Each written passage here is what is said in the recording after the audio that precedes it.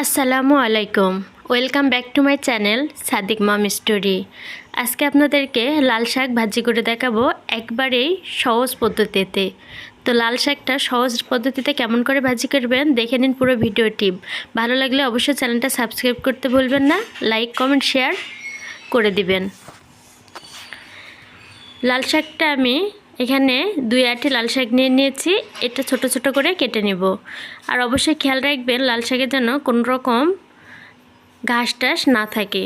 তো ছোট ছোট করে লাল শাকটা আমি কেটে নিয়েছি। এখন ভালো করে পানি দিয়ে ধুয়ে নিব। এটা আমি 3-4 বার পানি দিয়ে খুব ভালো করে ধুয়ে নিব, কারণ শাকে বালু মাটি থাকে। তো খুব ভালো করে শাকটা পরিষ্কার করে নিতে হবে। শাকটা খুব ভালো করে ধুয়ে নেওয়ার পরে একটা কড়াইয়ে আমি শাকগুলো সব দিয়ে দিয়েছি। আর তার ভিতর দিয়ে দিব পরিমাণ মতো লবণ ও সামান্য পরিমাণের হলুদের গুঁড়া। তো লবণ ও হলুদের গুঁড়া দিয়ে আমি শাকটা আগে সিদ্ধ করে নেব। শাক সিদ্ধ হতে খুব একটা বেশি সময় লাগে না। তো শাক থেকে আমার পানি বের হয়ে গেছে। এই পানি দিয়ে শাকটা খুব ভালো করে সিদ্ধ হয়ে যাবে। আর আপনার কাছে যদি মনে হয় শাকে বেশি পানি বের হয়ে গেছে, শাকের থেকে কিন্তু পানি একদমই ফেলে দিবেন না। একটু জাল বাড়িয়ে পানিটা শুকিয়ে নেওয়ার চেষ্টা করবেন, কারণ শাকে থাকে প্রচুর পুষ্টিগুণ। লাল শাক কিন্তু হজম শক্তিতে অনেক উপকারী। আর চুলের গোড়া শক্ত করতেও কিন্তু লাল শাকের জুড়িমেরা ভার। তো অবশ্যই চেষ্টা করবেন সপ্তাহে 2-1 দিন শাকসবজি খাওয়ার, লাল শাকটা রাখার চেষ্টা করবেন। এখন একটা কড়াইয়ে আমি তেল দিয়ে দিয়েছি। শাকে একটু তেলের পরিমাণটা বেশি লাগে। তো পরিমাণ মতো তেল দেওয়ার পরে ওখানে দিয়ে দিয়েছি রসুন, কাঁচামরিচ ও পেঁয়াজ কুচি। আমি থেতো করা রসুন এখানে দিয়েছি।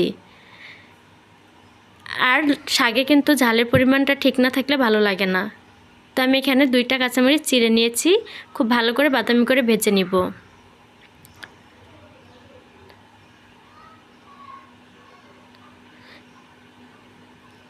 আপনারা চাইলে আগেও তেলানি করে নিতে পারেন, তারপরে শাক দিতে পারেন। কিন্তু শাকটা আগে যদি সিদ্ধ করে এভাবে তেলানি করেন তাহলে শাকের স্বাদটা বেশি ভালো আসে।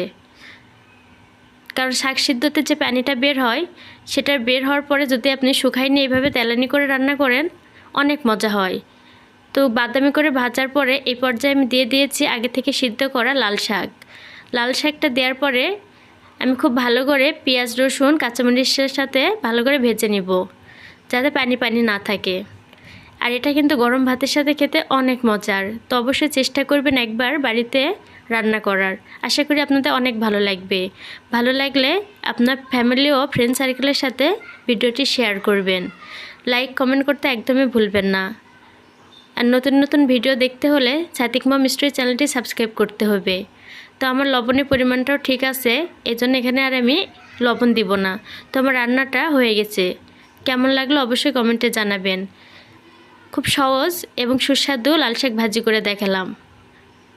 আশা করি আপনাদের অনেক ভালো লাগবে। আর দেখতেই পাচ্ছেন একেবারে পানি পানি নাই। সবাই ভালো